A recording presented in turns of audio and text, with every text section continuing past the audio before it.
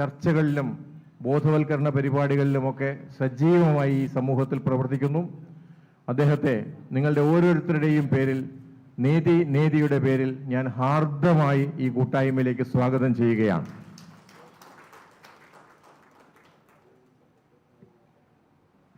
ഇന്ന് മുഖ്യ പ്രഭാഷണം നടത്തുന്നത് മേജർ ജനറൽ വിനയചന്ദ്രൻ സാറാണ്.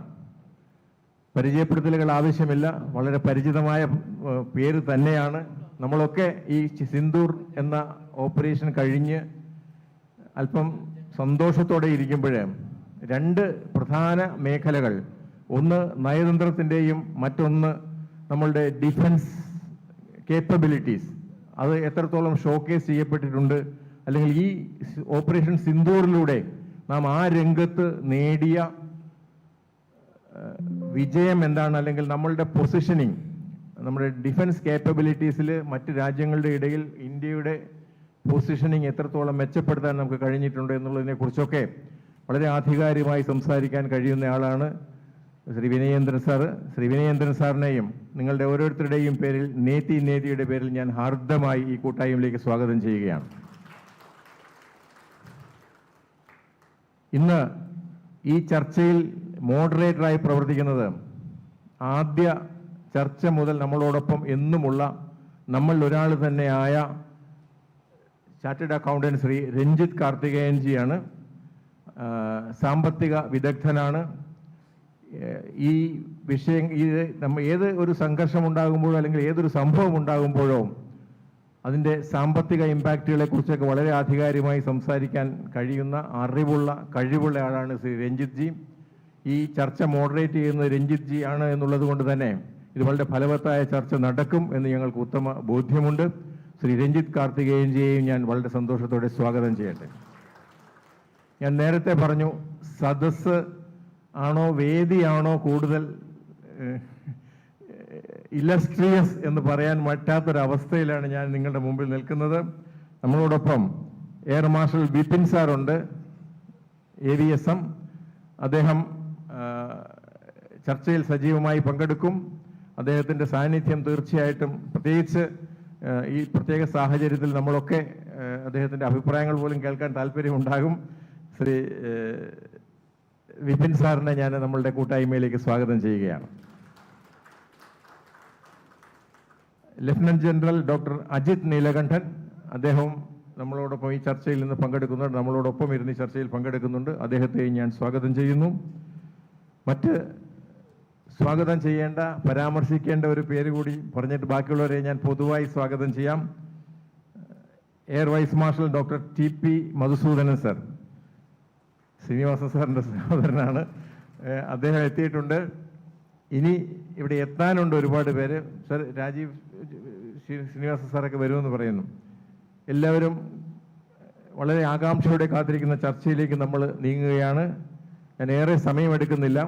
ഈ വിഷയത്തിൽ നമ്മളുടെ പൊതുവായ ഒരു ആശങ്ക, ഈ ഓപ്പറേഷൻ സിന്ദൂർ എന്ന ഈ ഓപ്പറേഷൻസ്, അതിന് വഴിമരുന്നിട്ട പഹൽഗാം ടെററിസ്റ്റ് ആക്രമണം, ഞങ്ങളൊക്കെ കേൾക്കുകയും ഔദ്യോഗികമായി പഠിക്കുകയും ചെയ്ത ടെററിസ്റ്റ് ആക്രമണങ്ങളെക്കാളൊക്കെ മറ്റെന്തോ ഒരു അജണ്ട കൂടി അതിൻ്റെ പിന്നിലുണ്ട് എന്ന് നമ്മളെ ഡീസ്റ്റെബിലൈസ് ചെയ്യുക, അല്ലെങ്കിൽ ബ്ലീഡ് ഇന്ത്യ തുടങ്ങിയ ഒരുപാട് മുദ്രാവാക്യങ്ങളൊക്കെ ഞങ്ങൾ കേട്ടു. അതുപോലെ തന്നെ പാശ്ചാത്യ മീഡിയകളിൽ ഉള്ള നറേറ്റീവ്സ് പലപ്പോഴും ഒരുപക്ഷെ ഈ നറേറ്റീവ്സ് പ്രചരിപ്പിക്കുന്നതിൽ, തെറ്റായ നറേറ്റീവ്സ് പ്രചരിപ്പിക്കുന്നതിലോ അല്ലെങ്കിൽ ഇന്ത്യ വിരുദ്ധ നറേറ്റീവ്സ് പ്രചരിപ്പിക്കുന്നതിലോ ഒരു പരിധിവരെ നമ്മൾ പാകിസ്ഥാനേക്കാൾ പിന്നിലായി പോയോ എന്നുള്ളൊരു സംശയവുമൊക്കെ ഉള്ള ആളുകൾ ഈ കൂട്ടത്തിലുണ്ട്. അതുപോലെ തന്നെ നമ്മളുടെ ആളുകൾ, നമ്മളുടെ ചില സംഘടനകളൊക്കെ ഈ ഇന്ത്യ വിരുദ്ധ വികാരം പ്രചരിപ്പിക്കുന്ന ആളുകൾക്ക് സ്വീകരണങ്ങൾ നൽകുകയും അവരെയൊക്കെ ഗ്ലോറിഫൈ ചെയ്യുകയും ചെയ്യുന്ന സാഹചര്യം പോലും നമ്മളിന്ന് കണ്ടുകൊണ്ടിരിക്കുകയാണ്. പാകിസ്ഥാന് പാഠം പഠിച്ചില്ല എന്ന് നമ്മളെല്ലാ പത്രവാർത്തകളിലും വായിക്കുന്നതാണ്. പാകിസ്ഥാൻ പാഠം പഠിച്ചു എന്നാണ് ഞങ്ങളൊക്കെ മനസ്സിലാക്കുന്നത്. എന്തെന്ന് വെച്ചാൽ 47 മുതൽ ഇന്ത്യയോട് ഒരു ആംഡ് വാർഫെയറിൽ അൾട്ടിമേറ്റ് ആയിട്ട് വിജയിക്കാൻ കഴിയുകയില്ല എന്ന് പാകിസ്ഥാന് നന്നായി അറിയാം. അതുകൊണ്ട് ഈ ടെററിസ്റ്റ് ആക്രമണങ്ങൾ കൊണ്ടും ഇന്ത്യയെ നല്ലൊരു അളവ് വരെ സ്റ്റെബിലൈസ് ചെയ്യാൻ കഴിയുന്നില്ല. ഇന്ത്യയുടെ പ്രതിരോധ ശേഷി, ഇന്ത്യയുടെ രഹസ്യാന്വേഷണ വിഭാഗം, അതുപോലെ തുടങ്ങിയ നമ്മളുടെ ഓപ്പറേഷണൽ ആംസ്, ഇതൊക്കെ വളരെ ശക്തമാണ് എന്ന് ലോകം തിരിച്ചറിഞ്ഞ സ്ഥിതിക്ക് എൻ്റെ ഉള്ളിലുള്ള ഒരു സംശയം, ഒരു പ്രത്യേക വിഭാഗത്തിൽപ്പെട്ട ആളുകളെ മാത്രം ടാർഗറ്റ് ചെയ്ത് അവരെ മാത്രം വിക്ടിംസ് ആക്കുന്ന ഒരു ടെററിസ്റ്റ് ആക്രമണം ഈ ലോക ചരിത്രത്തിൽ എനിക്ക് തോന്നുന്നു സർ പെഹൽഗാമിലാണ് കണ്ടത്. അതിൻ്റെ പിന്നിലുള്ള ഗെയിം പ്ലാൻ ഒരു പക്ഷേ ഇവിടെ ഒരു ഡിവൈഡ്, ഒരു കമ്മ്യൂണൽ ഡിവൈഡ് ഉണ്ടാക്കാനും മുസ്ലിം കമ്മ്യൂണിറ്റിക്കെതിരെ ഒരു ഹിന്ദു ബാക്ക്ലാഷ് ഉണ്ടാക്കുകയും ചെയ്താൽ അതിൽ നിന്ന് ഇന്റർനാഷണലി അവർക്ക് മൊബിലൈസ് ചെയ്യാൻ കഴിയുന്ന സിംപതി, ഇവിടെ ജനോസൈഡ് നടക്കുകയാണ്.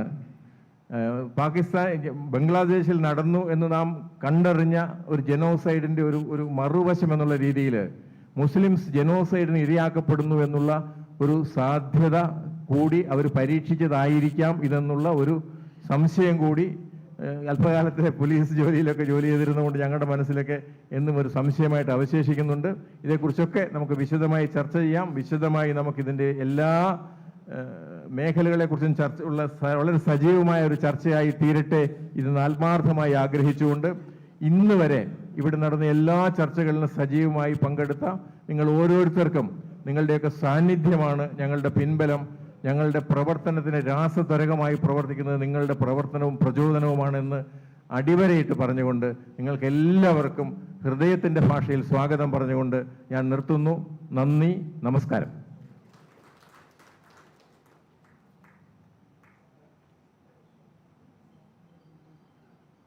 So I request Sri Ranjit Karthikeyan ji, moderator, for this very active session to kindly take over.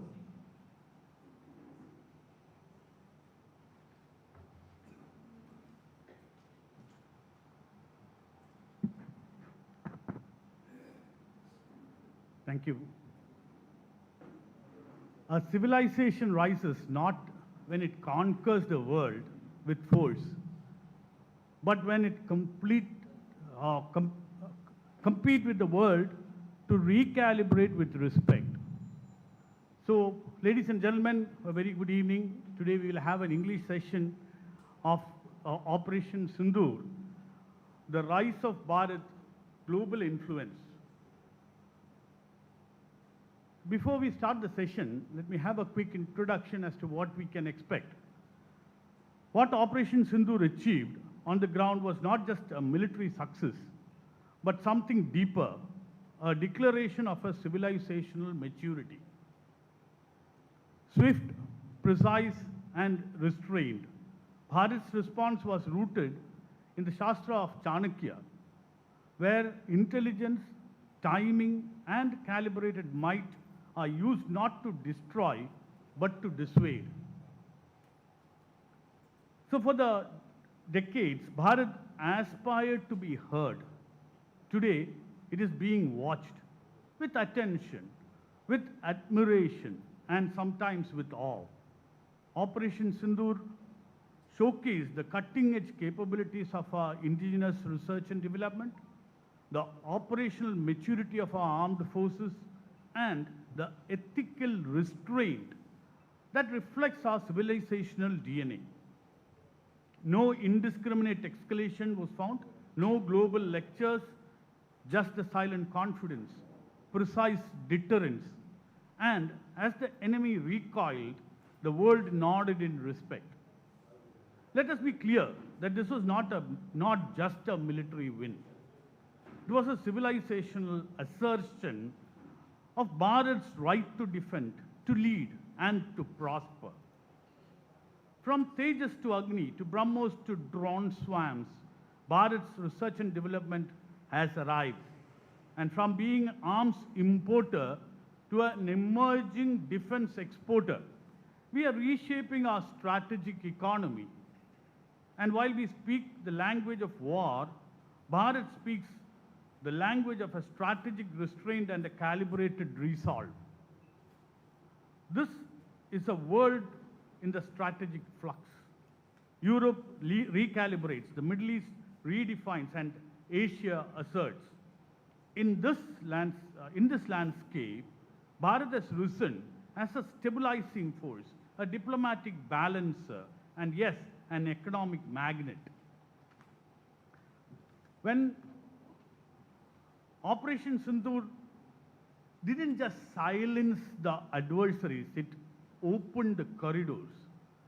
New defense partnerships, investor confidence, and strategic trade routes like Chabhar and IMEC.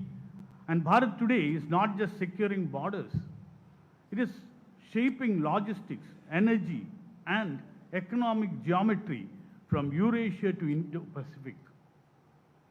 So to those who still see Bharat as reactive, we say observe. To those who wondered about Bharat's capabilities, we say study. And to those who doubted Bharat's leadership, we say engage. Because Operation Sindoor marks not just a moment of military triumph, but a moment when the world turned and said, this is a nation that leads with clarity, strikes with precision, and rises with dharma. This is the emergence of Bharat as Vishwaguru, not by conquest, but by competence, not through domination, but through disciplined strength. So today, we are privileged to hear from two extraordinary minds.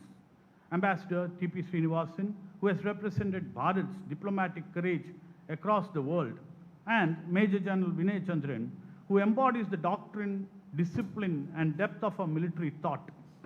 So this session will not be about echo chambers. It will be about insight, alignment, and the road ahead for a Bharat that is no longer emerging, but asserting.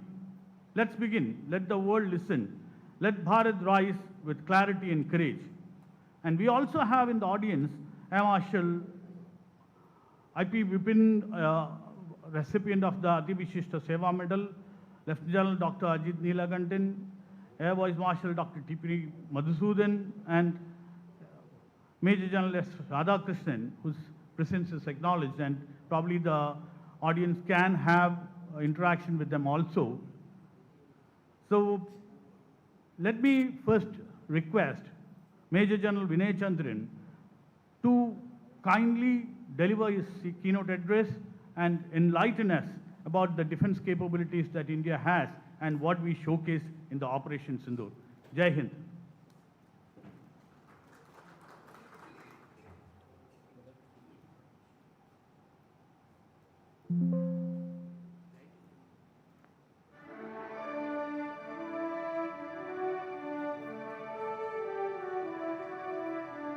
Major general M Vinayachandran രാജ്യസേവനത്തിന് വേണ്ടി സമർപ്പിതമായ ഒരു ജീവിതത്തിന്റെ നേർചിത്രം.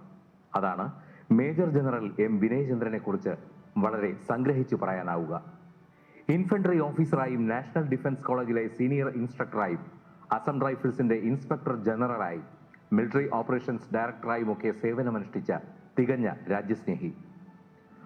Operational രംഗത്തെ മികച്ച നേതൃപാടവത്തിനും അസാമാന്യ ധീരതയ്ക്കും അദ്ദേഹത്തിന് യുദ്ധസേവാ medal ലഭിച്ചിട്ടുണ്ട്. അതോടൊപ്പം സധൈര്യമായ കർത്തവ്യ നിർവഹണശീലത്തിനുള്ള അംഗീകാരമായി സേവാ മെഡലും ഇദ്ദേഹത്തെ തേടിയെത്തി. ഓപ്പറേഷൻ രംഗങ്ങളിൽ സജീവ സാന്നിധ്യമായി നിൽക്കുന്നതിനൊപ്പം തന്നെ പൊളിറ്റിക്കൽ സയൻസിലും അന്തർദേശീയ വിഷയങ്ങളിലുമുള്ള ഗവേഷണത്തിലൂടെ മദ്രാസ് സർവകലാശാലയിൽ നിന്നും PhD ഗവേഷകനായ അദ്ദേഹം എഴുത്തുകാരനായും ചാനൽ ചർച്ചകളിൽ സൈനിക ഓപ്പറേഷനുകളെക്കുറിച്ചുള്ള സമഗ്രമായ നിരീക്ഷണം നടത്തുന്ന പാനലിസ്റ്റായുമൊക്കെ സമൂഹത്തിൽ നിറഞ്ഞു നിൽക്കുന്ന വ്യക്തിത്വം കൂടിയാണ്. മാതൃഭൂമിയുടെ ഈ വീരപുത്രന് മേജർ ജനറൽ എം വിനയചന്ദ്രന് നേതിനേതിയുടെ ഈ ചടങ്ങിലേക്ക് ഹാർദമായ സ്വാഗതം.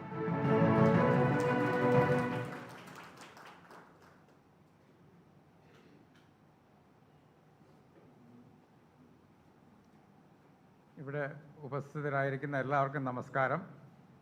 At the outset, let me thank the organizers for giving me an opportunity to come and talk about something which I have been a part of for almost 40 years.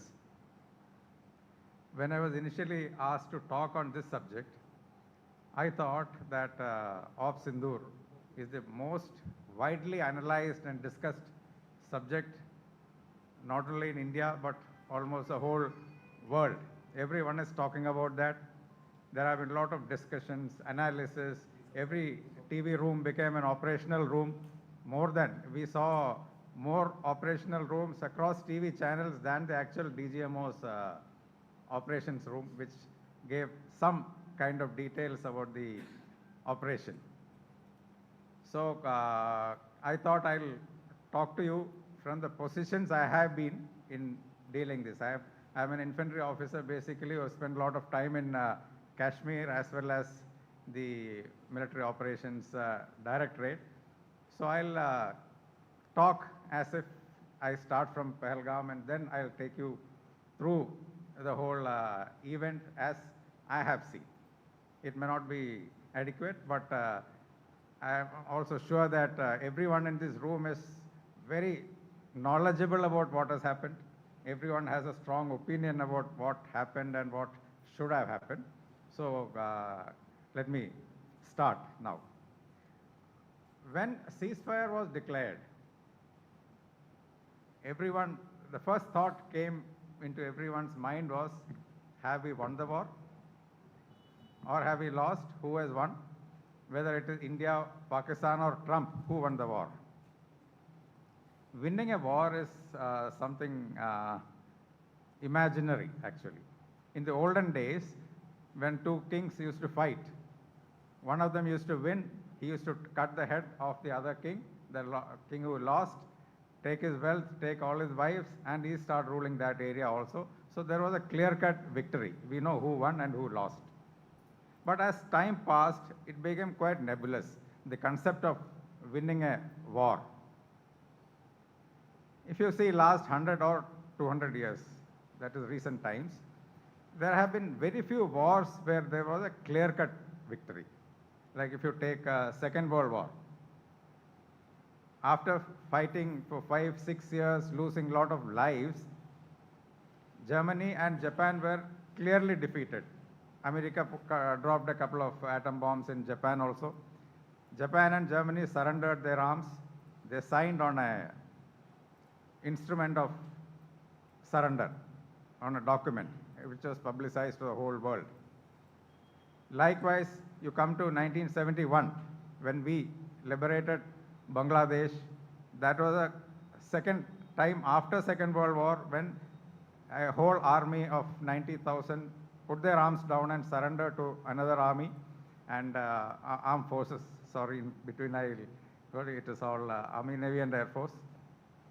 And the instrument of surrender was signed in the public view. At every place, all 90 of them put their arms down, and the commanders at all levels signed a form that we have surrendered for this. Otherwise, if you see, when America went to Iraq or Afghanistan, they were there for many years and they left. A lot of lives again lost, money, resources spent, but there was no victory there. America can't say that they won or the other side lost. It is all nebulous. So when we come to this operational Sindoor, when you decide on winning or losing is actually depend on what you want to do. If there are two sides fighting, both sides will decide on this is what I am fighting for. If they achieve it, then it can be considered as winning. But in our case, let us go through what has happened. In April, you know about the Pahalgam incident. It was just 4 terrorists who started all this. Such a mighty country, 1.4 billion people, Indians, and 4 terrorists came and did something which was intolerable to us. So how did they happen to reach there and do this, where it was a peaceful area, and there were thousands of terrorists coming there every day for a few months before this and for every year in the previous many years. Terrorism started building up in Kashmir in the late 80s actually. At the end of Ziaul Haq's time it started, but it was in the late 80s that they came in large numbers. Terrorists used to come with arms and stay in villages, recruit people, train them, and the number of security forces deployed there was very little. Only in few places they were deployed, so the whole area could not be controlled. But as 90s passed, by about 2005, India took control of Kashmir. The security situation came under control, and till about 2010, 11, there were sporadic terrorist incidents everywhere. So how do these terrorists come inside? And who are these terrorists? They are Pakistanis and Indians, Kashmiris recruited from India. And these people are recruited, taken to Pakistan, they're trained. There are proper training camps where they stay like hostels, and where we have a military camp here, similar camps they are given pay also. When a terrorist goes and joins, they'll be given a little pay, then they keep getting promotions. And after a certain level of training, they are sent to India. Initially, they used to cross the border between the LC, between India and Pakistan, come and stay in villages, do whatever they want. Then slowly in the early 2000s, we woke up actually after the Kargil war. After the Kargil war was the first time when a defense review committee was formed, and it was decided that for us to be a strong military, we need to do certain things. And from there we started all those things which we are seeing now, fructifying, all started from that review committee. So one of the things they did initially was putting a fence all along the LC. It is a multi-layered fencing where there are poles and electric wires, and it is electrified. In between there are minefields laid, and then there are army dogs patrolling everyone. It's a very strong wall of, you can say not a wall, but a fencing. But the problem is the LC between Pakistan and India is so long, and it runs through a lot of big mountains, rivers, valleys, so you can't fence everywhere. And you don't have adequate number of men to put and cover every inch of the ground. So there are gaps in between. So what Pakistan does is, based on these gaps, they'll have an assembly area on their side. So the trained people from the training camps, which I said, those are the training camps, the 9 we destroyed. We'll come to that subsequently. They come to these assembly areas, they have their people here who will tell them, these are the gaps through which you can come. They have guides. So they get them across in small groups, 5, 6, 10 sometimes. And the guides are people who have traveled up and down many times. Then they come, there is a receiving area, let's say about 10 kilometers inside India. It will be based on a local village. They stay there, and they stay there for a long time. Then they are distributed to various villages. So we can reasonably assume that almost every village in Kashmir will have trained terrorists staying. But they stay like normal people. Whenever something is to be done, they are called, they are taken to another place away from where they are staying. They carry out their activity and they disperse. So Army's deployment is meant to cover this. Initially, till about 2010, it was just Army and the Rashtriya Rifles who were deployed to cover these gaps, catch them. And till about 2010, we used to kill a lot of militants, arrest a lot of them, put them in jail, try them in court, likewise. So in 2010, it stopped, it became very peaceful. So from the defense grid, the counter-terrorist grid, Army and Assam Rifles were kept only at the LC, towards the border. And the interior areas were handed over to initially the BSF and CRPF. And then when things improved, the state police started looking after the law and order security in the area. Initially, like I said, before 2010, if you had gone to Kashmir, every junction, every road, you will find a lot of armed forces people with their rifle walking up and down. There will be checkposts. Everyone will be checked. If you go to the airport, there will be at least 10 checkpoints through which you have to go through. But as situation improved, we thought now the people also need peace. Like the people staying in Srinagar or Pahalgam, the villagers there are just like us. If you imagine in Trivandrum, At every junction, there's a police standing with a rifle, not police, the army standing and going. We don't have that kind of freedom. We are not happy to live in. It is the same with Kashmiris. They also wanted peace. So they were happy when the police took over and there were peace. And even the police started being in the police stations and normal patrolling. It is not that everywhere you find policemen. So the situation improved so much that Pahalgam tourism improved. Not only in Pahalgam, all over Kashmir, a lot of tourists started coming in. That was a situation like what was there in April. On April 22nd, what happened? 4 terrorists who would have come to India many years ago. It is not that they came on the previous day. They would have come many years. It may not be through the fencing. They can come through anywhere. They can take a visa, come for medical treatment somewhere and then go to Kashmir and stay there. I am sure it is very easy to get identification documents made locally at every level. So these people stay in the villages as villagers. If army or police is going to check, you can't make out who is it. He is a normal villager. He's got documents. Unless the person with whom he is staying points out to the security forces that he has come after training. So these 4 people came. They carried out that incident which should not have taken place, and they moved out little bit, dropped their weapons, they'll cut off their beard and hair, change the dress, and they become a normal, they can even become a normal tourist. It is not easy to catch them, but not impossible. And our task is to not only catch those 4 people.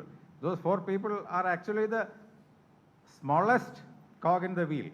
We have to find who actually trained them, who guided them, who brought them here, and who passed the orders. Probably out of those 4, some may have been captured, some may have been killed, but that we should only divulge when we catch the last man, like Hafiz Said we identified. So this is how the terrorists came there, the incident happened. So what happens when such an incident takes place? The first reaction is at the Prime Minister and the National Security Committee, that is the Cabinet Committee on Security level. They decide, how do we counter this? This has happened, we need to do something to stop this.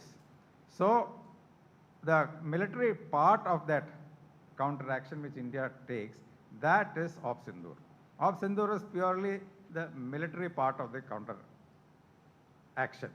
The rest, there are a lot of things which you are doing at the government level, like you keep reading about the Indus Water Treaty and other things, the trade so this Sindoor, another thing to note is, this was a counter task to that incident at Pahalgam on April 22nd. It is not a war between Pakistan and India, which is ongoing till we get the whole of India back. That is a lot of things we are doing for that. So the Op Sindoor was declared that we will counter this. Then people thought that for 2 weeks after the incident, nobody is doing anything. All TV channels started saying that there is inaction. We are wasting good time.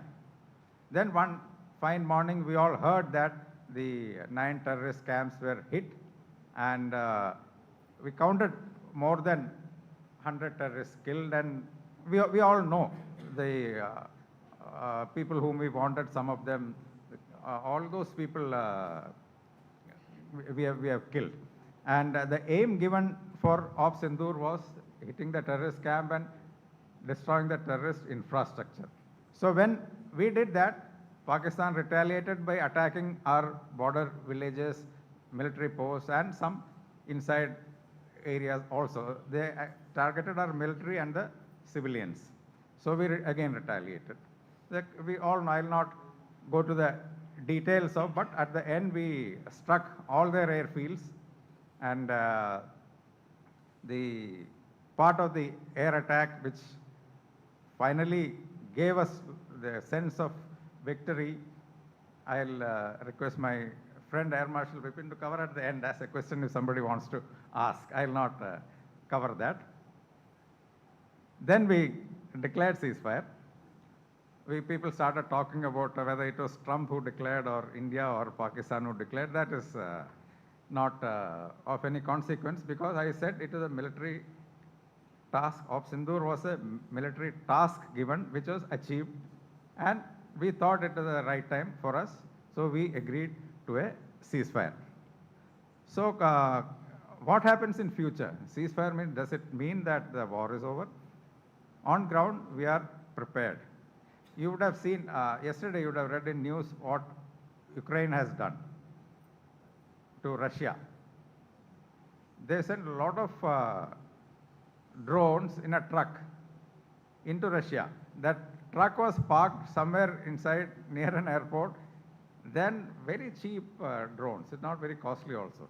They operated, they went and destroyed 1/3 of the bomber fleet of the Russian Air Force.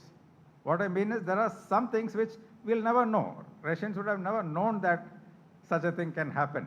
Unless if you send a big missile from here to there, then it can be caught on the radar. So Pakistan will be on the lookout to do another Pahalgam sort of thing. It can be anywhere. So it is our responsibility as citizens to be aware of what can happen, be careful and inform the concerned people about what should be done in case you notice something like that. Now let's see, have we learned any lessons from this? The CDS spoke during the Shangri-La conference that initially we suffered some setback, but we learned from that and we retaliated and gained a lot at the end. It is same everywhere. There are a lot of new weapon systems which we have bought, which we have only used during our training period. This was an opportunity for us to try all those things. Like we got Rafale, a lot of missiles, even BrahMos. This was a live situation when we could use it and find out in case there are any shortcomings, correct that, and next time we are much better prepared for that, to use the same things in a better way. Same way, things like a CDS was formed not long ago, but we have never gone through a war with that kind of a command and control setup. Now we have seen that the CDS was there, all three arms of the armed forces, they were fighting together and the precision was so good. And the most important thing we noticed here was the jointmanship.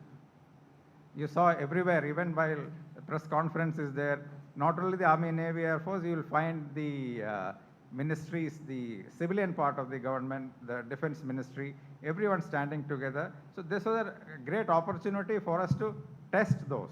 Even the recruitment system, Agnivir system had changed. This was the first battle which came. Even though the Army did not go in, the armed forces have been doing things on ground, and the commanding officers were in a position to see whether these Agnivirs are good, bad, what are the strength, weaknesses, and they can correct. So it was, this operation was very short, but it was a big opportunity for us to learn and to be better in future. Another issue is, we had a thought whether we were alone in this battle. Was India alone? I will not talk about the foreign policy issue that Ambassador Srinivasan will be talking in a much better way after this. But what I mean is, whenever we have a fight, we need friends. Without friends, you can't fight and win always. I'll give you a couple of examples of the kind of friends you have. In 1956, Ayub Khan was the dictator of Pakistan. So that time, China started their infiltration and transgression into Aksai Chin, Arunachal Pradesh, and at the same time, they used to do that with Pakistan also. Pakistan means the POK part also, they used to transgress. That time, China and Pakistan were not friends. So Ayub Khan approached Prime Minister Nehru and said that the Chinese are trying to get into India and Pakistan so that they get an avenue and a route going directly to the Arabian Sea. So we must stop that. So let Pakistan and India have a union of defense forces and counter China. This was in 1956. But we could not have agreed to that at that point of time. By 1959, 60, 61, China and Pakistan became so close, and now we cannot even imagine such a thing happening, where India and Pakistan together or India and China together against Pakistan. That is how the time and situation shifts. Likewise, in 1971, that was a time when America became friends with China with the help of Pakistan. Pakistan was a mediator. So Nixon asked China to actively come into Bangladesh, East Pakistan at that time, and counter India. But that time China was not in a position to do that. They were not confident enough, so they did not do. So who came to our help? Russia. If Russia had not come for our help, probably USA would have given a big help to Pakistan and things would have been different. So what I mean is the alliances and friends are very important. Next is self-sufficiency. We know that we use a lot of weapons. We are also on the way to become self-sufficient. Atmanirbhar Bharat we are going to achieve. But that is a very difficult thing to achieve, total self-sufficiency. Even large and rich countries like, let's say, USA and China, if you put a scale of 100 in self-sufficiency, they may be around 80% self-sufficient, America and China. So in our case, we are much behind. We need the help of other people to have the important things to be self-sufficient. You can imagine our largest trading partner is China. Even when we have our largest difference and tussle is with China, but still the trading part, because there are a lot of things from China which we cannot do without. So we have to be actually smart to get those things, get the weapons, even the drones. We had those drones from our friends, we could use it. Otherwise, for us to make the same drones or same weapons is very difficult. I am an infantry officer, so I can tell you from 1947 till now, we have not been able to make a handheld rifle for our infantry soldier. It is, I've been there for 40 years in the training. The rifles we have used are all either imported or whatever we have made, we used to keep in the store, and we used to, in the Kashmir, we used to use the AK-47s captured from the terrorists. Those days, luckily, we used to capture or kill 50, 60 terrorists like that. Okay, so we used to get so many rifles, we use it, and when we leave and go to the next station, we hand over to the next unit. Even now, we are importing that because we don't have the metallurgy for that. Rifle is a simple thing. It's only a barrel, and you put a round and you ignite, so the gunpowder explodes and the bullet goes. But the thing is, when you fire 100 rounds, that barrel will become so hot that it will bend, unless the metallurgy is good. So, but we don't have that kind of thing. So we are still, what I mean is, self-sufficiency is very important. So the government, what they started now, even though it is late, but there have, but drusta. It has started. Let us hope that we come to that stage so that whenever, if Pakistan or China or anyone comes against us, we are better prepared next time. And the last point I want to say is, we spend too much energy to discuss whether we are better than Pakistan or not. Actually, the levels are too different. Pakistan is nowhere near us. The power of a nation is normally measured with a factor called CNP, the Comprehensive National Power, that takes into account the geographical size, the population, technological advancement, economy. All these things are taken, and a rank list is made in the world. So the number one currently is USA, then China, then Russia, then is India. Means India is in first 5. Very soon we can be better than Russia if Russia doesn't improve, because Russia has got a lot of geographical size and technology, that's how they are ahead. Pakistan is nowhere in the anywhere in the list to see. If you open a page, in the first page, you will not see Pakistan. They're not strong enough. So when an incident like this happens, of Sindoor, ceasefire, we should not spend too much time on even thinking, have we won or not? It's of no consequence. We should see that what have we done? Have we done it correctly? Can we do it better? And our sense of competition should be towards China or USA after that, because we are going to be a big power. We are going to be self-sufficient. So I finish my talk here, and at the end, if there are question and answer session, we'll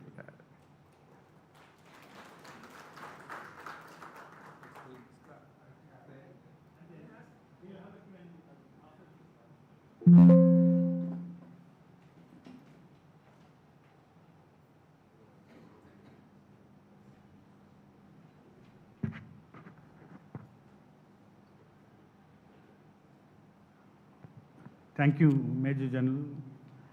And in the times of the global transformation, nations are defined not just by their military strength, but by the wisdom with which they engage the world. And when Bharat speaks, with their wisdom, the world listens.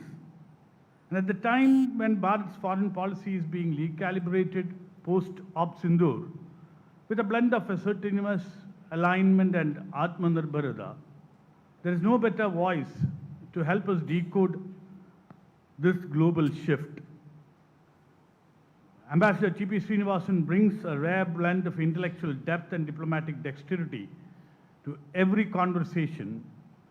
So I'd like to invite Ambassador T.P. Srinivasan to speak on the Bharat's foreign policy recalibration and the global alignment in an era of strategic flux.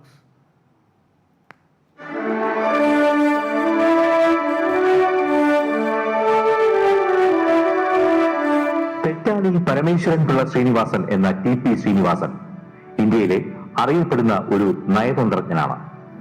ഐക്യരാഷ്ട്ര പരിസ്ഥിതി സംഘടനയിൽ ഇന്ത്യയുടെ സ്ഥിരം പ്രതിനിധി, അന്താരാഷ്ട്ര ആണവോർജ ഏജൻസിയിൽ ഇന്ത്യയുടെ ഗവർണറുമായി ഇദ്ദേഹം പ്രവർത്തിച്ചിരുന്നു. വിവിധ രാജ്യങ്ങളിലെ ഇന്ത്യൻ അംബാസഡറായും കെനിയയിലെ ഇന്ത്യൻ ഹൈ കമ്മീഷണറായും പ്രവർത്തിച്ചിരുന്നു. ഉന്നത വിദ്യാഭ്യാസവുമായി ബന്ധപ്പെട്ട കേരള സർക്കാരിന് ഉപദേശം നൽകുന്ന കേരള ഉന്നത വിദ്യാഭ്യാസ കൗൺസിൽ എന്ന സമിതിയുടെ ഉപാധ്യക്ഷൻ, എക്സിക്യൂട്ടീവ് തലവൻ എന്നീ നിലകളിൽ പ്രവർത്തിക്കുന്ന അദ്ദേഹം കോളമിസ്റ്റ്, ഫ്രീലാൻസ് എഴുത്തുകാരൻ എന്നീ നിലകളിലും ശ്രദ്ധേയനാണ്. ടി പി ശ്രീനിവാസന് നേതിനേതിയുടെ ഈ ബൗദ്ധിക സംവാദ വേദിയിലേക്ക് ഹാർദമായ സ്വാഗതം.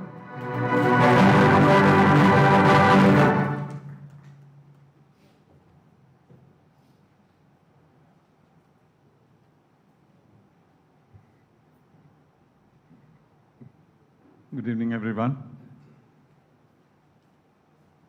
We have already covered the military aspects of the conflict and also the likelihood of the balance of power in our region. I shall confine myself to the diplomatic aspects, and that's an experience I've had for a long time. From 1979 to 2004, I was in one agency or the other of the United Nations. And one word which we spoke most in this long period is Jammu and Kashmir. In fact, one can say that our interaction with the world was dominated by this idea. Because when we went to the United Nations, the case of Jammu and Kashmir, people felt that it was unnecessary. In fact, it is characterized as one of Nehru's follies. The choice that he had was to fight a war, perhaps it would have lasted for a few days, and taken back the Pakistan-occupied Kashmir. That option he had. And his military advisors did tell him that it was possible to do that in a few days. But if you look at Pandit Nehru's mind and what he was and what he wanted to be known as, as the new Prime Minister of India, he was not going to fight a war. And the idealist that he was had also great faith in the United Nations. And the United Nations had just been formed. We are a founder member of the United Nations. And when this question arose, naturally he felt that it is our responsibility and duty to take this to the United Nations. Well, that is done, therefore we don't need to argue as to whether it was right or not. But this particular issue, when it was taken to the UN, India had the feeling that we are right, because Jammu and Kashmir had already become part of India, and we had to defend it when there was aggression. But at the same time, we wanted to leave it to the United Nations to find a solution. But then we discovered that the United Nations is not a judicial body. It is not even a body which deals with military matters. It is a political body. And we found that everyone in the United Nations, particularly the permanent members, tried to see what they could get out of this conflict. So it was not to resolve the conflict or to side with India or Pakistan. This was the first battle in the international arena as to how the permanent members might or would like to manipulate events in the world for their own satisfaction. And that is what we have seen all these years. Without going into the details of whatever has happened in the UN, we know that we have evolved our position since we took it to the United Nations. And with the similar agreement, we agreed that this would be bilaterally resolved and not at the UN. But Pakistan made this as part of their foreign policy, and to make this issue as internationalized as possible so that India would be seen in a particular way. And so we have a large number of resolutions, references, conventions over the last many years. And so a body of literature has been formed around the world. And if people do not seem to take positions on this issue, which you might see when these occur, a number of points have got frozen in history. So what was Pakistan's objective at this moment? It was merely to internationalize the issue. I do not think that they had expected that some change could take place. But this has happened every time there are important events in the world. After the early stages, Pakistan made a very active bid to raise this as an international issue soon after the Cold War. Because after the Cold War, the world was going to be realigned. And India, as you know, was depending on Soviet Union's veto to make sure that we do not see any decisions of Security Council which would be against us. So with the Soviet Union having diminished, they thought this was an opportunity for them to bring the Kashmir issue to the United Nations. And they did a very determined effort to do so. And we had to fight it in every committee of the United Nations. And we succeeded in going back to the concept that this should be resolved peacefully between the two countries. And now, since the global order is changing again, in fact, the old global order has disappeared and the new one is not born, you may notice that every country in the world is taking positions in order to qualify themselves to be an important part of the new global order, which we do not know what it will be. That is the reason why alliances are breaking.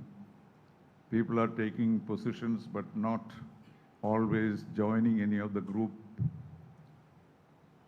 And so the new world order, when it emerges, who would be in what place is the debate that's going on internationally. We have our own idea of our position. And every country, of course, the major battle is between US and China and Russia as to who would take the leadership of the new world order. And Pakistan thought this was the opportunity to bring this issue once again into the United Nations arena. So my view is that this terrorist attack was staged basically to make it internationalized once again, to bring this issue to the United Nations Security Council and have this battle to see who will support India and who will support Pakistan. That is the game they have been playing. So we have to see it in that context. And if that was their objective, I must say they have succeeded. They have succeeded in bringing this issue to the fore. And so a new debate, they were expecting that a new debate will take place in the Security Council. To that extent, they have succeeded. Now we are all talking about Jammu and Kashmir, which we are not doing in the past. So to that extent, they have succeeded in their mission. So in any calculation of the new world order, they would like to see where India stands and where Pakistan stands. That was their objective. Our objective was different. Of course, we have opposed internationalization. But at the same time, our concern was to punish the terrorists and those who support them. And since that was our objective, we have attained our objective also. So in a sense, we can say both Pakistan and India have been successful in our respective missions. So, but how did we react? Did we completely oppose internationalization? Or did we fall into the trap that Pakistan laid for us by going out of our way to go send missions abroad in order to explain the positions to various countries? In my view, that I think was what shall we say, a different approach than we have done before. We deal with the military situation. There is a situation that the world will see where we stand. Everyone will know where this started off.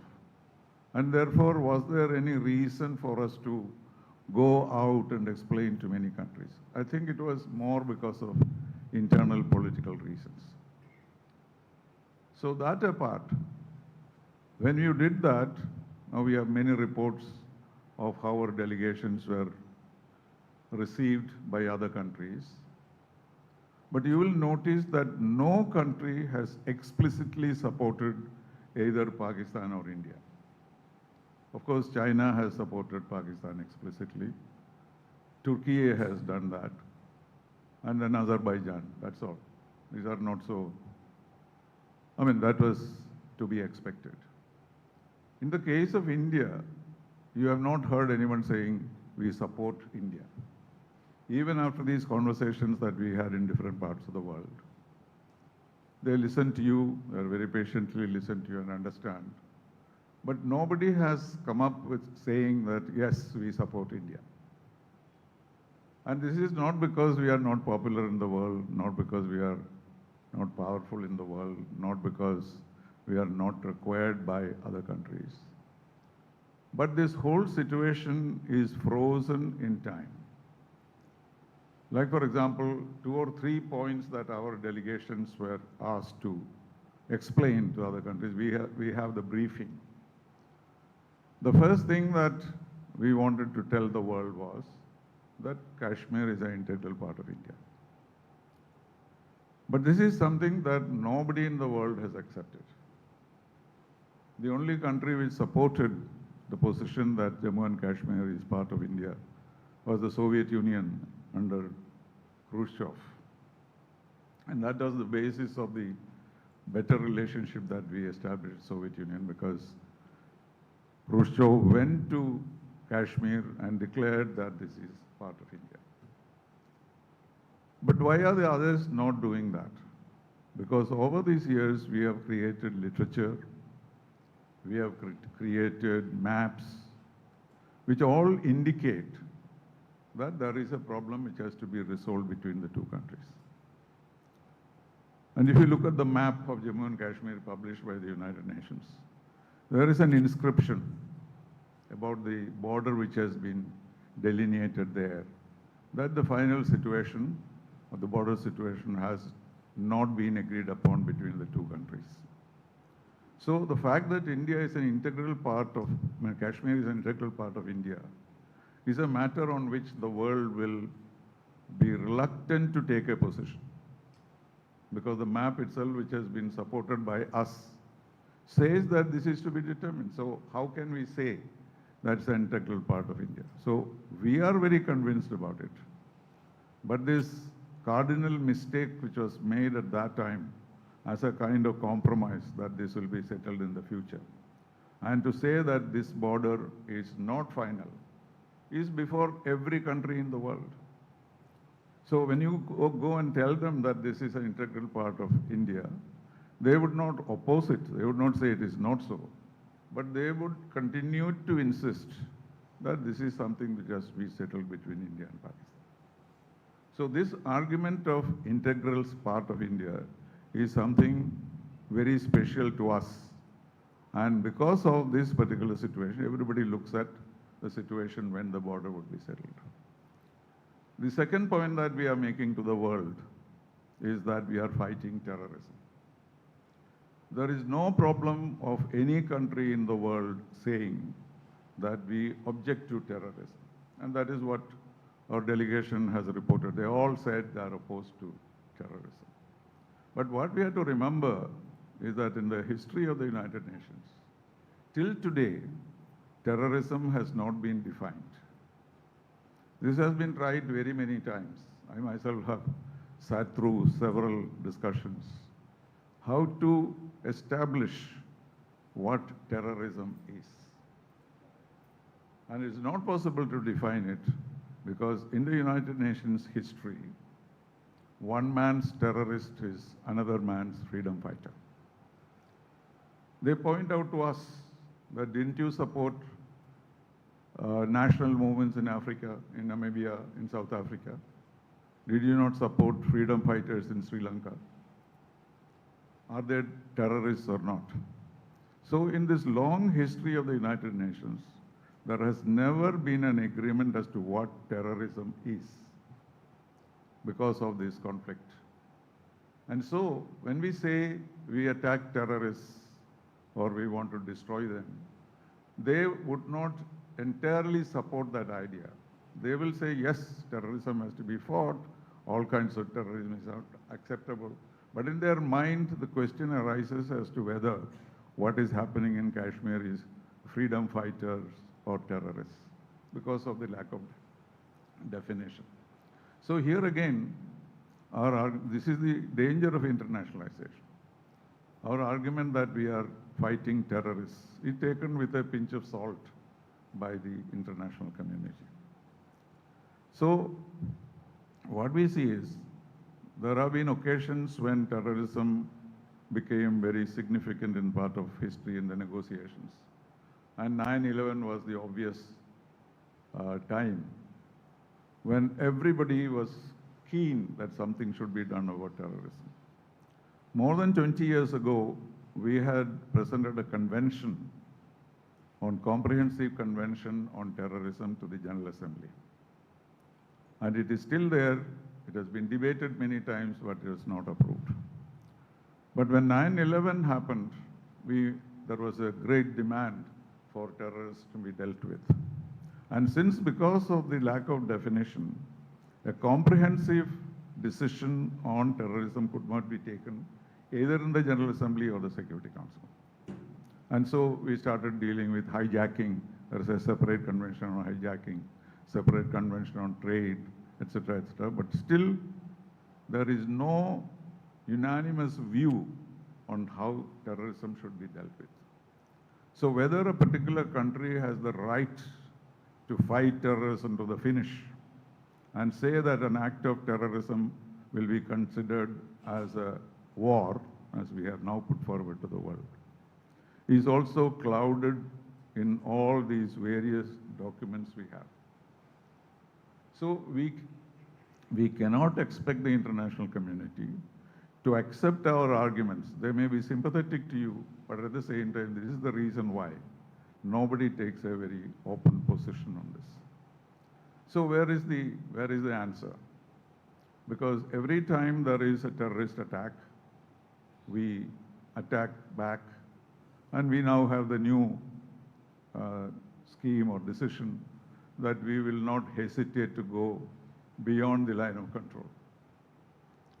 During the Kargil war, we were all complimented by the rest of the world for not crossing the line of control. I was in Washington those days, and we went to various groups of people, senators, congressmen, and others. And that they kept complimenting us that we had not crossed the line of control, and we accepted it as a compliment. And that is why President Clinton got Nawaz Sharif to Washington and asked him to stop the Kargil war. He actually told him that this was an ultimatum. And the only thing that Nawaz Sharif could plead with Clinton was that yes, we will stop the Kargil war, but you agree to take up Jammu and Kashmir issue with the Indians. Because when you speak to the Indians, it is like speaking to a blank wall. And of course, President Clinton did not take that responsibility. He said, yes, we will strengthen the discussion. So what I'm trying to say is, because of all these various documents and resolutions and discussions, a clear position will not be taken by individual countries. And that's what we have seen. Of course, diplomatically, you can always say things which pleases everybody. But this is the reason why internationalization of Jammu and Kashmir is not in our interest. So what can we do?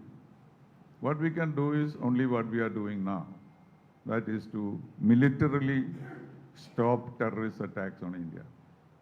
And not to expect an international reaction which is favorable to us. It will not be against us, but at the same time, it will not be favorable to us. And to this, a new dimension has been added when India and Pakistan became nuclear weapon states.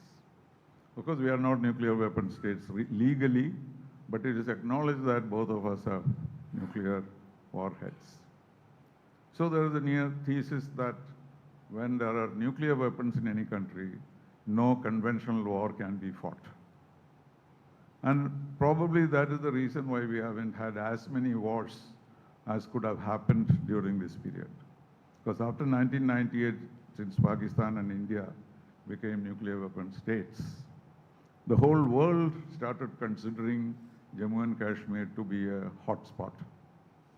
And the focus was always on seeing that the nuclear strength of both India and Pakistan should be limited. Pakistan, of course, got all their nuclear technology from China. They even spread it to other countries, while our nuclear technology is entirely indigenous.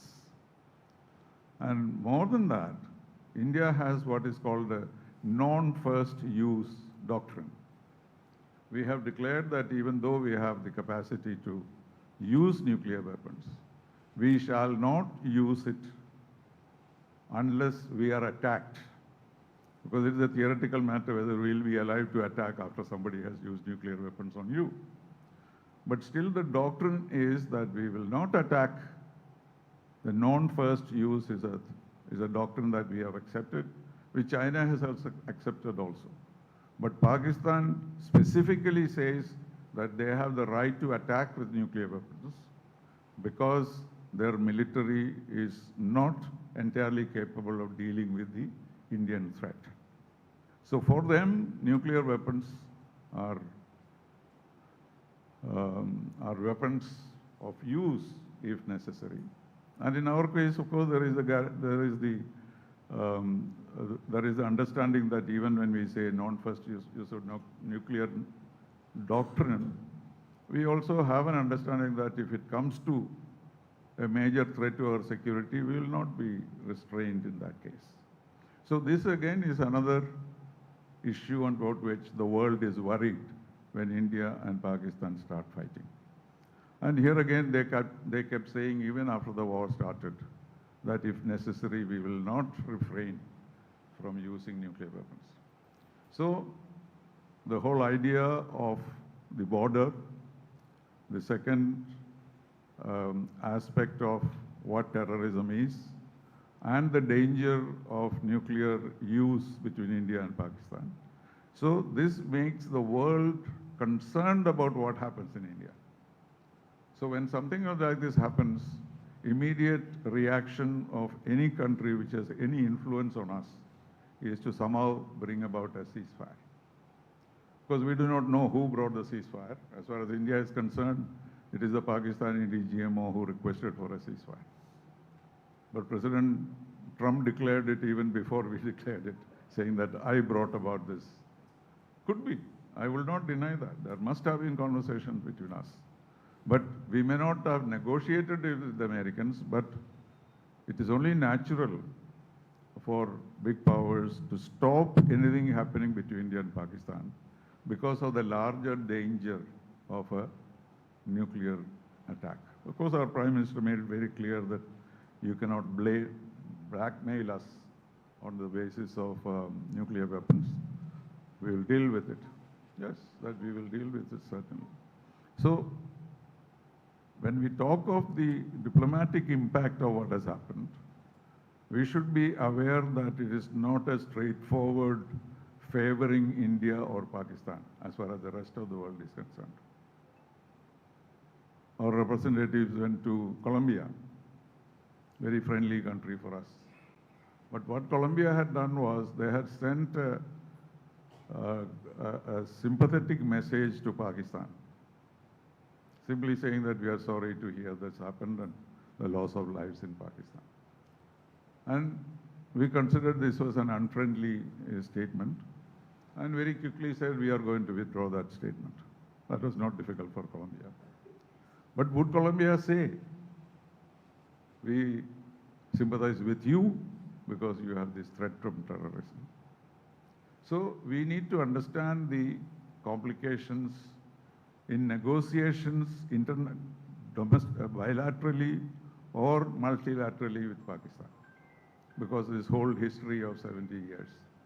And so any discussion on who supports you or who does not support you or what is India's position in the world has to be decided on the basis of this whole structure or the web of language which has been generated in the United Nations. And in the UN, as you know, words are the most important. So what I'm trying to say is simply that we should not expect any support from any country on what we think is right because of the internationalization is the issue. So when you have anything like this, it is better that we deal with them directly and deal with them militarily rather than go around trying to convince other people. Because other people will not be convinced because they have chapter and verse of the United Nations documentation. To say that what we are claiming is not entirely true. So that is the picture that you have. So what is the answer? The answer is simply that you have to deal with terrorism militarily. Bilateral negotiations we have stopped because we say that you cannot fight wars and at the same time talk. So we are not talking to Pakistan. SARC is completely destroyed because we don't participate in SARC exchanges. So the bilateral chapter is not open because we ourselves do not want bilateral talks at this stage. And they are saying that they will withdraw from the Simla agreement. There is nothing to withdraw Simla agreement because Pakistanis had always said that Simla agreement did not exist. Once they assassinated Bhutto, then there was no Simla agreement because he was the one who initialed it, not that he signed it. So this is going to be a long problem for us. We have to certainly try diplomatically to meet these issues whether this border question can be resolved in some form, whether the question of terrorism can be more defined, or whether the nuclear balance is obtained. But in the meantime, the only way to deal with it is to have Operation Sindoor kind of action in order to reduce the risk for India's existence, and at the same time continue not to internationalize the issue by raising this with too many countries. And because it is difficult to break that barrier of all these, definitions and discussions that has taken into the United Nations. So this is just one aspect. This is not the full story. But I thought I would mention these three things from my own experience, because we have been talking about this for years together. And when we fight within the committees between India and Pakistan, nobody takes the floor and says anything to support or criticize us. That is another interesting thing you'll notice. In the General Assembly, we go on. I was the main Pakistan basher for 3 years in New York. We used to fight each other for a long time. They'll patiently hear. But not a single delegation will get up and say, Pakistan is right or India is right. So this is the sad international situation. We should be aware of it when we talk of getting support from country A or country B. Thank you very much. I can answer questions later.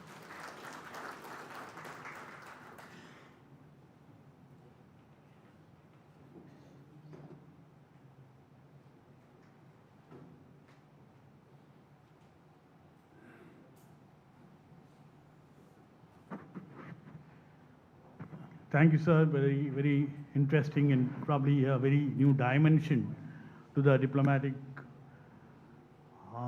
perception that we have, and what we read from the newspapers are not something what actually happens. And thank you for that insight. And we will now have the question answer session. And I now invite both the speakers to kindly occupy the dais.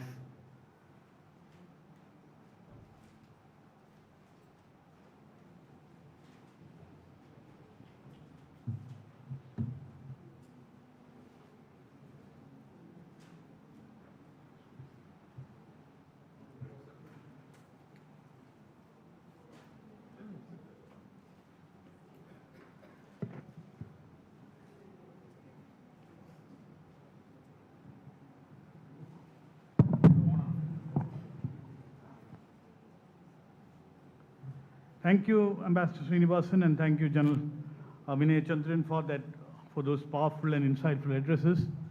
And we have just heard, it's not just commentary, it's strategic reflection of two domains. Strategic reflection of two domains where, they are rarely in harmony, yet absolutely essential for Bharat's rise in diplomacy and defense. So at this point, we open the floor for a conversation that goes beyond the admiration and enters the realm of alignment, introspection, and vision. Let this not be just a Q&A, but a decoding of how Bharat's civilizational strength can be our future doctrine. Like after realizing that we are not being supported by any other nations, we have to support ourselves, especially after that silent listening of what Ambassador Srinivasan has said. Not many have that courage of conviction to tell that openly. And I see a lot of people in a state of shock here, where I actually had that opportunity to talk in Tatumai TV in a conversation, said that in a private conversation that I quoted you that you said we never had any friends. Probably we had Israel, who might have been a close friend, but nobody else. That's something which he shared with me long back. So with these words, I open the conversation. May please raise your hands, and there's a mic that'll be given, please.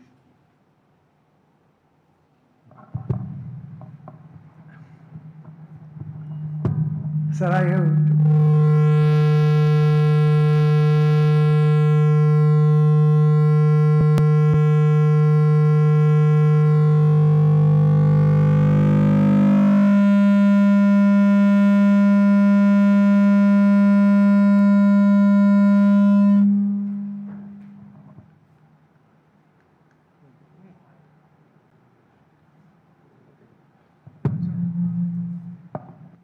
Sir, I have two short questions to both the speakers. I'll go by Major General.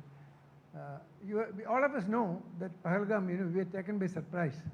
My simple question is, do we not have a military intelligence or surveillance or vigilance to know this intrusion in advance?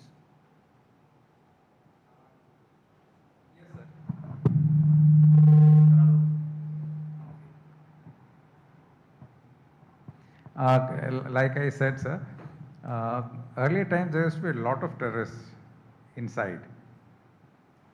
So that time, a lot of army was covering most of the area. I differentiate between the army operations and the police because army goes in deep. When an army unit is deployed, like I was there in a place, I was covering about 10-12 villages in my battalion area.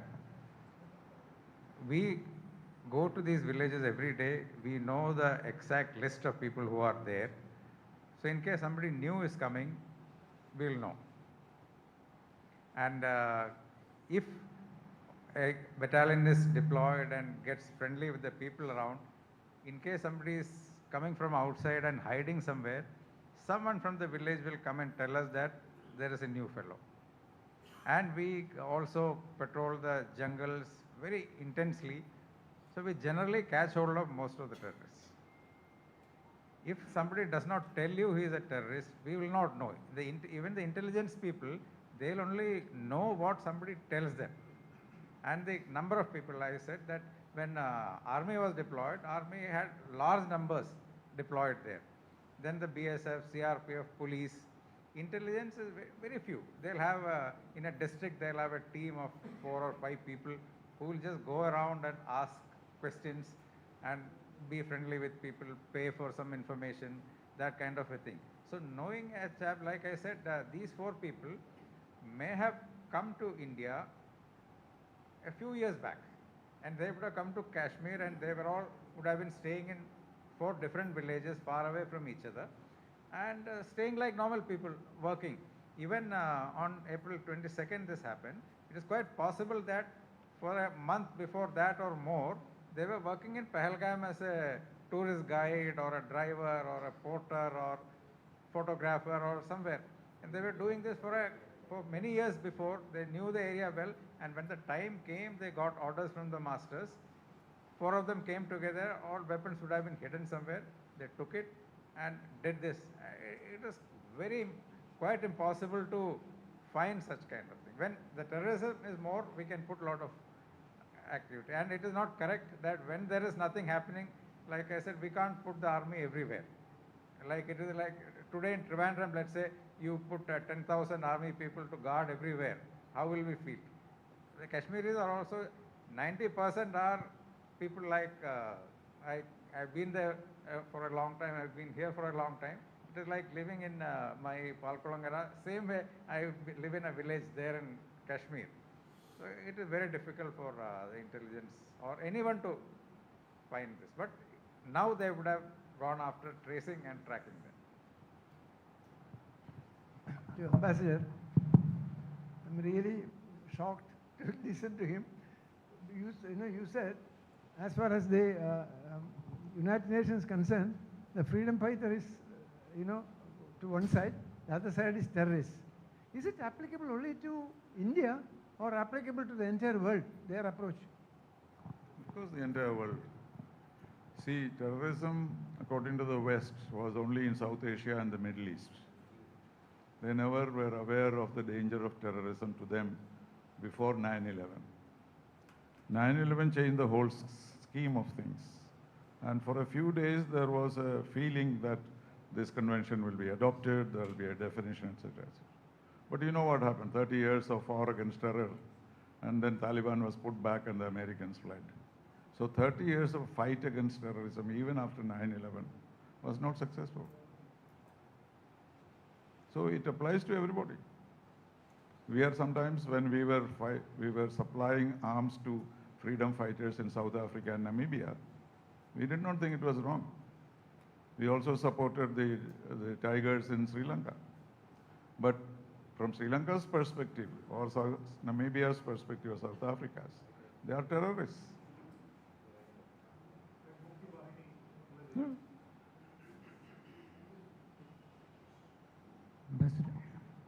Ambassador Srinivasan, good evening.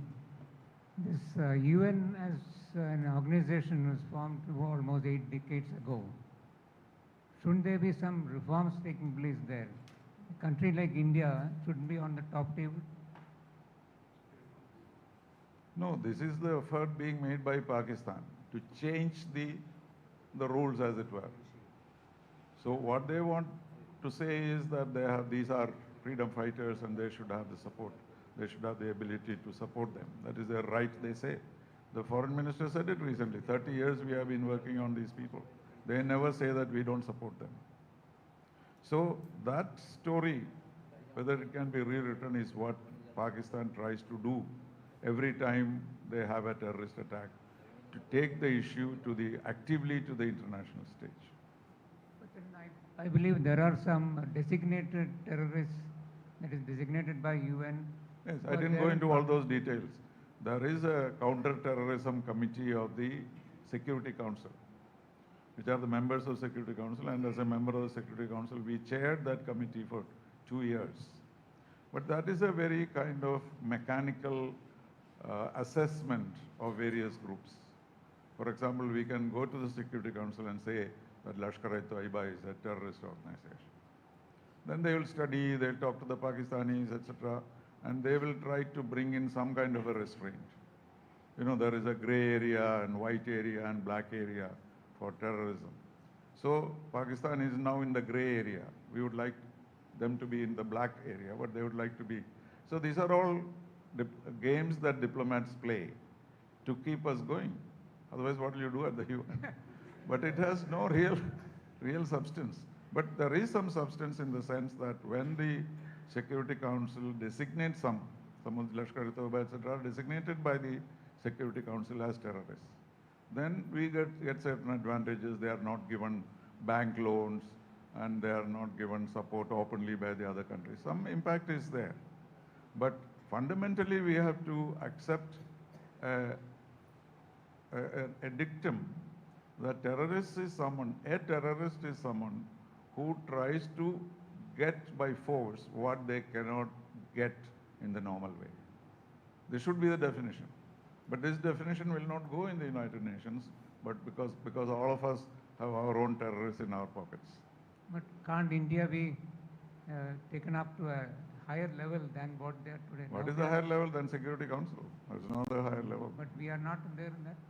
No, we are not there now, but we were there till 2 years ago.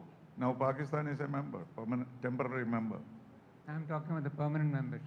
Well, permanent members have their own interests. Can't that be changed? Because Well, that's what we are doing. We keep talking to them all the time. Thank you, The sir. Americans fought terrorism for 30 years. What did they do? They put Taliban back and ran away. So that also has limitations. I'm Sunil Dutt. Good evening, sir. Actually, I wonder how this terrorist could escape from this site, because it has happened in the daytime, and a lot of army people or intelligent people were there, but you cannot catch even a person of terrorists. How it happened? You're talking about the 4 terrorists who did this in Pahalgam. Like I said, once they do that, they move little away, leave their weapons, cut their beard, hair, change the dress. You can't make out who's there. But now that we have got their photographs, I'm sure some out of them would have been caught or killed. But that will not be divulged till we catch. We'll trace it up, and finally we want to find who has given orders to do this. If it is Hafiz Saeed, that is what I'm talking. Like in 2008, after that from one Kasab, we traced back to the last man and we took legal action about that. Likewise, so they will be found. But it will take time, and the public will come to know only after the last man is found. Otherwise, it is not good for the government also to declare that we have caught 4 of them or 3 of them, because the track will be covered by Pakistan then. So they will be caught. could take time. I said it is only 4 people in 1.4 billion.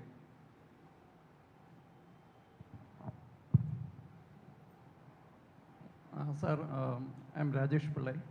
So my question is regarding the nuclear aspect of this conflict, which nobody is discussing actually. Actually, according to reports, Pakistan launched Shaheen and Fateh missiles towards Amritsar and Delhi. They are nuclear capable, but nuclear warheads were not there. Supposedly India destroyed their nuclear capabilities in Chagai Hills and Kirana Hills. So actually what happened was this nuclear aspect that forced this untimely ceasefire, because I don't think that ceasefire was very quick and unexpected, and I think many people never expected this at that point of time. I think I'll give both of them an opportunity to answer that, because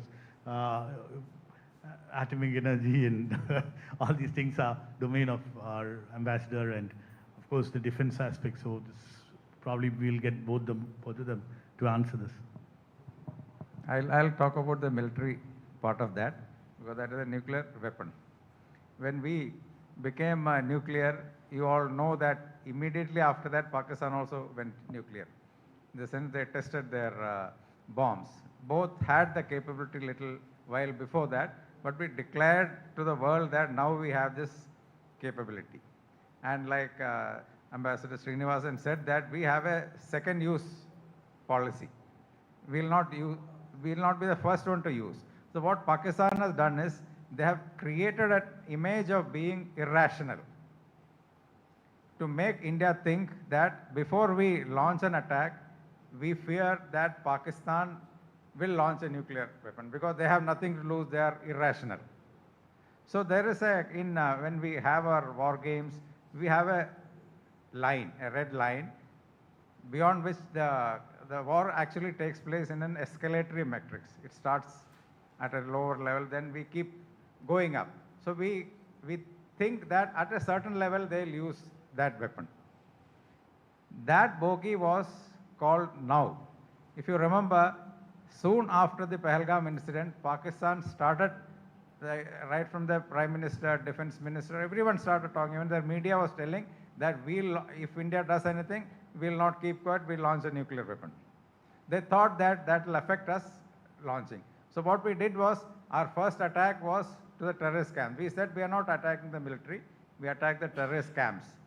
When they retaliated, we also went ahead and attacked their airfields and their military installations and radar, things like that. So now we have found that, if you remember, 2 days back, the CDS in a statement said that the Pakistan's irrationality has been called. We know that both sides were very rational in their thinking and using of arms.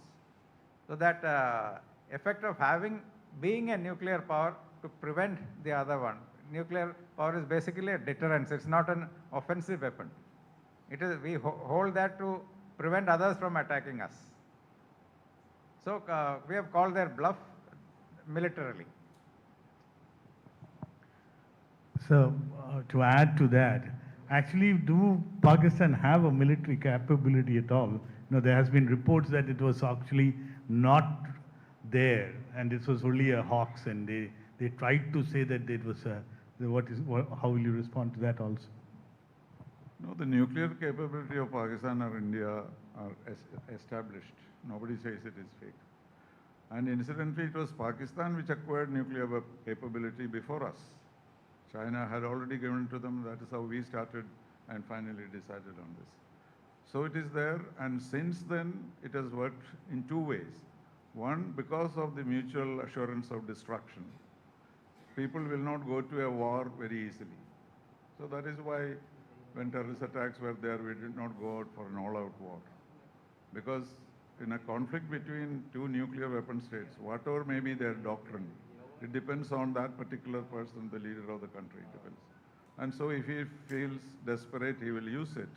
And when he uses it, it affects the whole world. So people are nervous when 2 countries which are nuclear weapons go into a war, because we know that if somebody is desperate, of course we did not destroy any nuclear capability of Pakistan. We did attack the entrance of the nuclear power station. That's all that happened, and that Kirana place. But that itself was very shocking for the entire community, that this could happen. And that is a fear which comes out of the existence of this destructive capability and the experience of Hiroshima and Nagasaki. So nobody is certain that someone will not use it. And that was a factor in the ceasefire.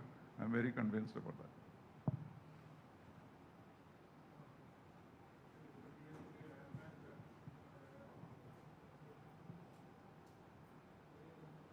Is there a possibility that the convergence of interest between our rivals China and the Western powers who don't take too kindly to India's improvement?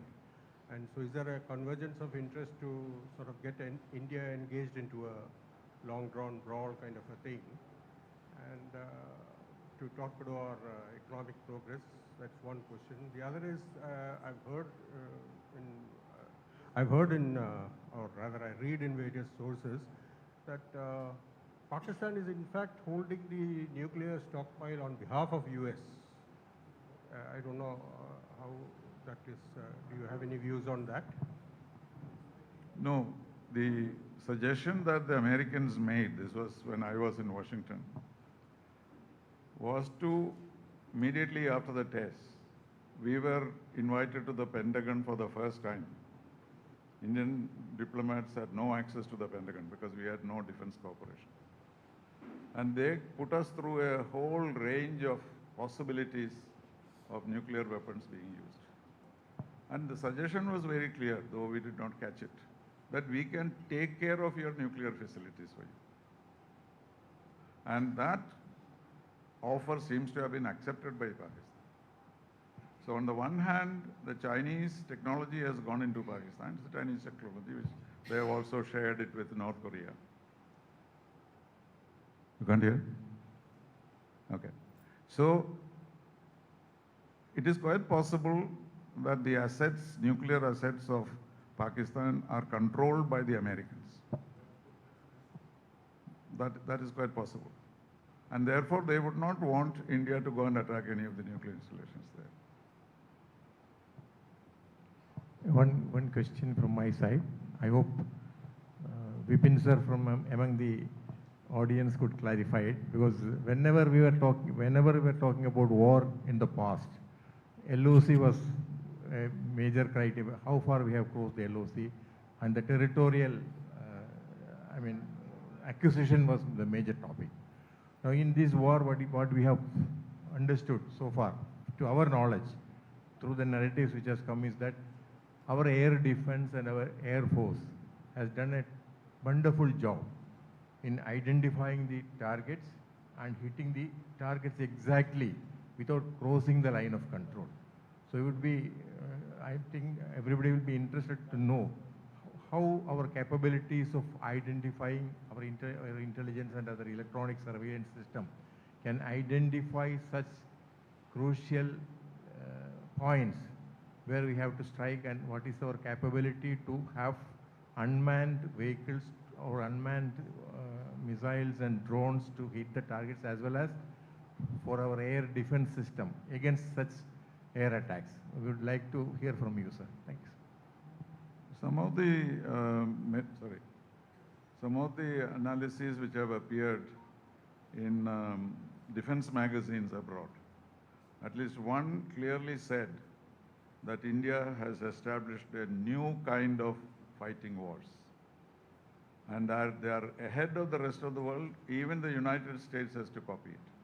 What they were saying was that traditionally every country tries to build up a large amount of nuclear weapons. You know, you keep on replacing it, you keep on buying new ones, etc. But at one point, it is very difficult to decide which part of that nuclear arsenal you will use. Well, in India's case, they have very little of these assets, and supported by their own indigenous production, India was able to economically deal with this war. And so this has opened a new chapter in warfare. And therefore, US should now look at India's model, where you have limited weapons. Exactly. So that's what I'm saying. So we are supposed to have, I don't know whether this is true or not, supposed to have started a new culture of war, which would be, you know, adopted by the Americans and others. I suppose our NAVIC system has been the crucial thing in the whole world. What is it? The NAVIC Indian GPS, which has been instrumental in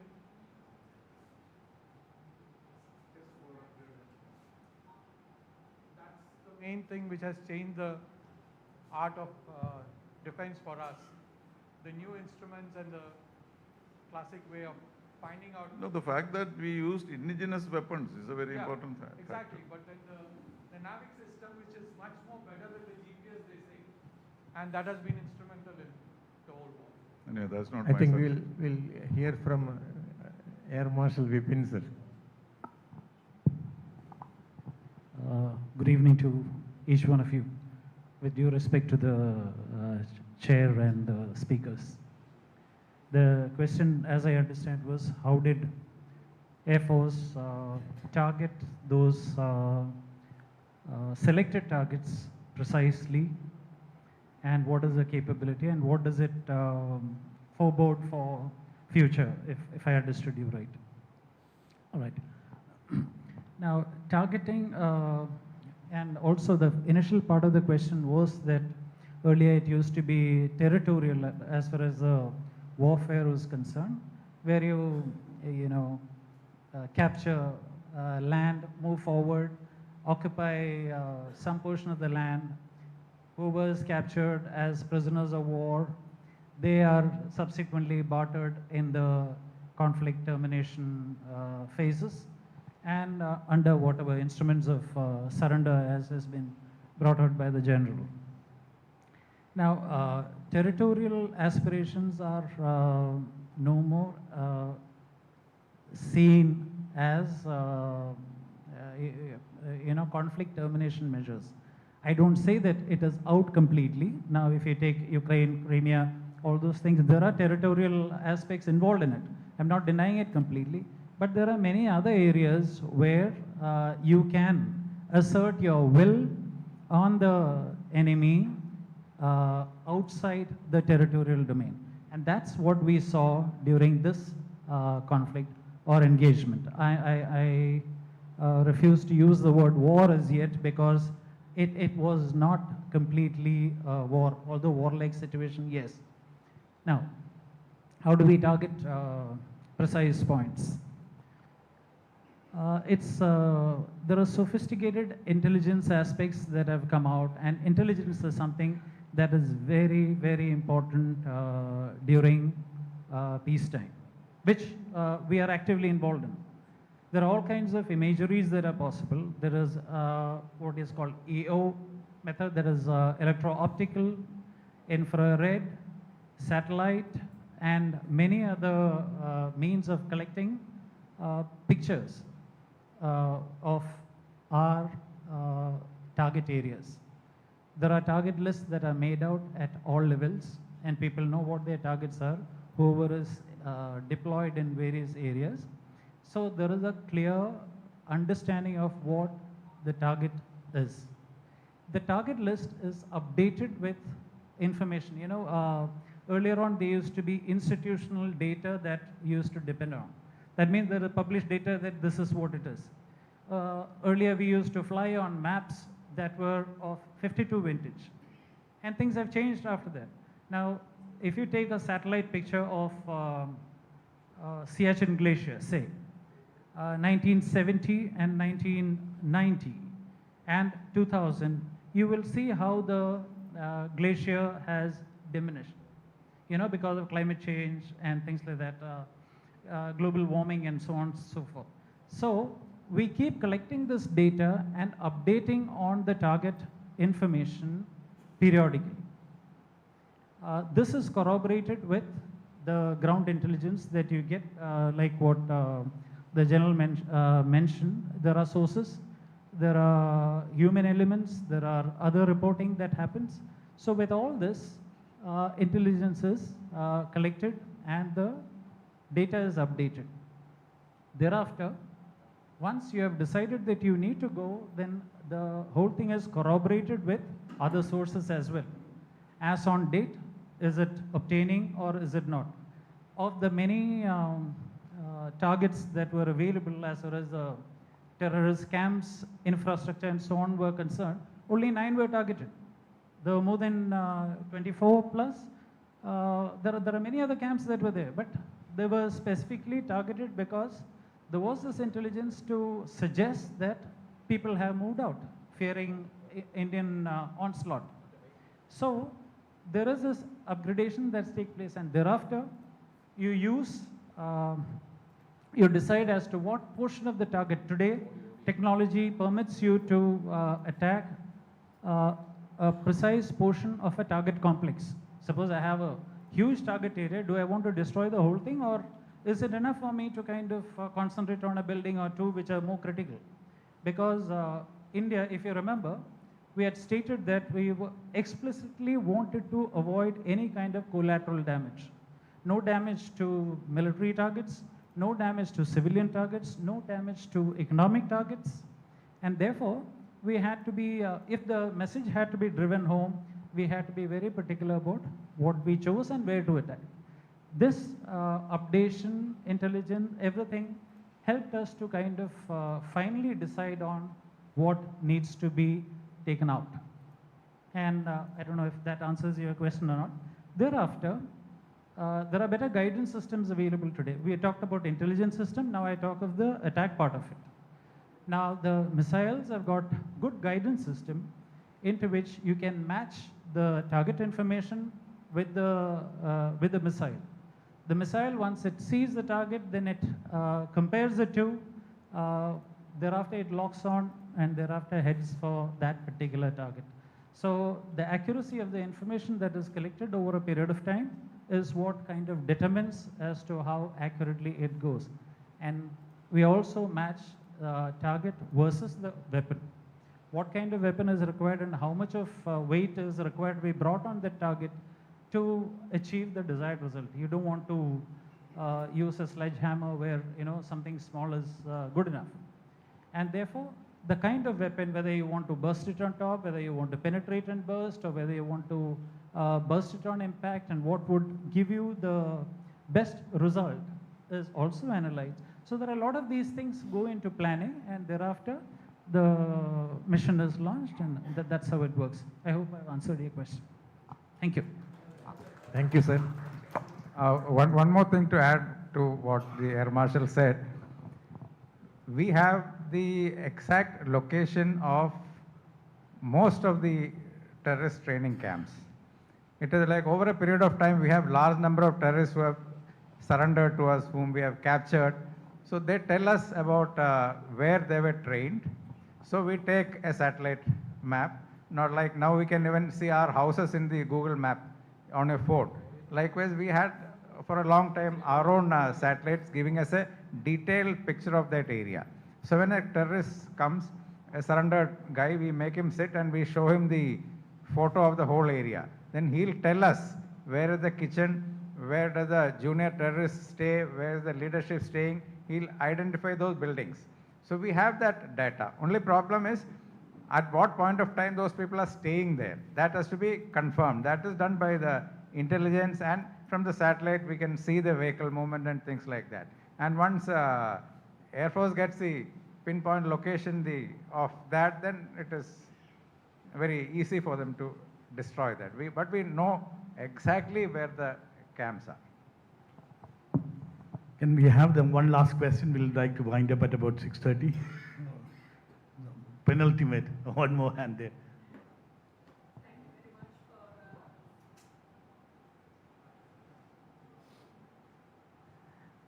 Thank you very much for a beautiful, lucid conversation that has been completely fact-filled. My question is to the ambassador. Please, could you enlighten us on this water diplomacy situation and the treaty suspension, etc.? Well, you are talking about the river trade. Well, that is a very complex issue because every time there has been a war-like situation or a conflict with Pakistan, we have examined the possibility of cancelling the Indus Water Treaty. And every time we consciously decided that it's not in our interest to do so. Not only because it is an internationally acknowledged treaty, the World Bank is involved in it. Of course, as an upper riparian state, we have certain rights. But at the same time, it is not unlimited. And also, world sympathy may not be there when you are trying to, deny water to the ordinary people. So we had always refrained from taking a decision of this kind. I have been part of these discussions every time there is a conflict. And then we'll call the Indus Water Secretariat and they'll give us a briefing. And it's not easy also to divert it in 2 days or 3 days. It'll take a long time for us to basically eliminate it. And before that, I think the pressure will mount on us not to do something non-humanitarian. So that is the story as far as waters are concerned. But as far as the other thing that I was talking about, the number of understandings or shall we say language relating to India and Pakistan are such that it may be difficult for any country to take sides with anyone. That is the situation today. And that has been further complicated by the nuclear situation.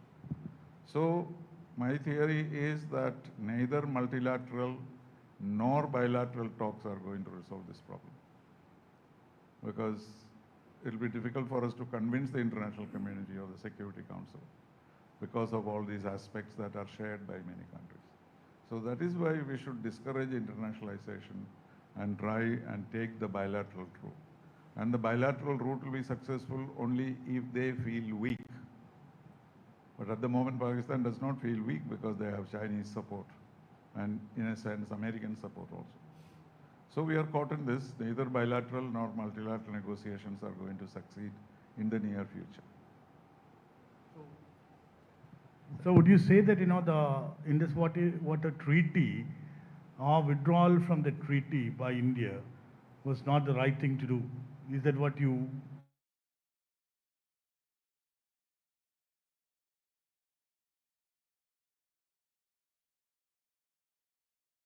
been more refrained? And what is exactly what your opinion on this particular action that India has taken, which is seen as a strong measure?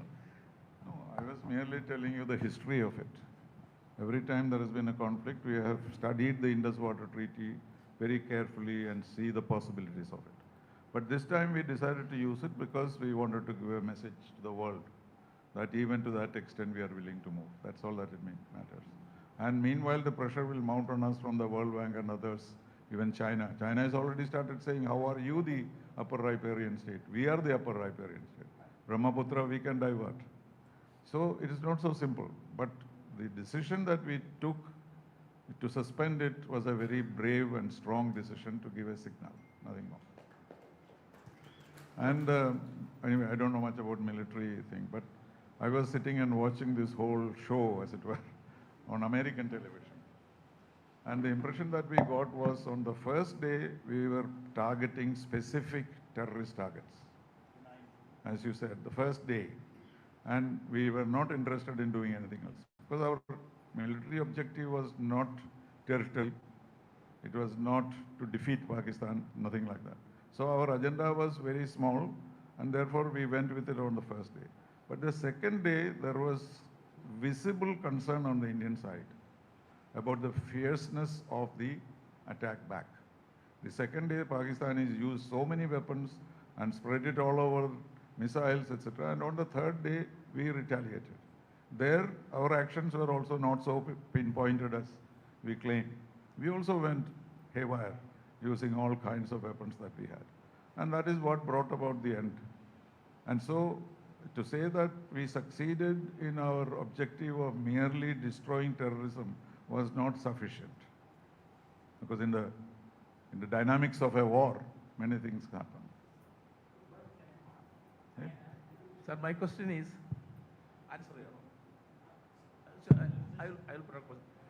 my question is to Srinivasan sir. See, you mentioned that the all-party delegation sent by Prime Minister of India to the whole country, world is something not that not get not something it will not get result.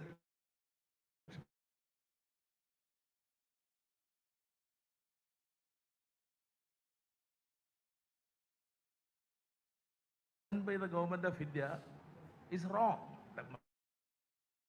That's my question. No, I didn't say it is wrong. No, you mentioned that. So No, no. That's it. I said it was not necessary because what are our ambassadors supposed to do? Do you think that these special envoys can say anything which ambassadors don't say? Or we respect diplomatic. Sending somebody to Panama or countries like that, and yes, I don't think it's necessary. Just to, because we are walk civilization. What I would add, part.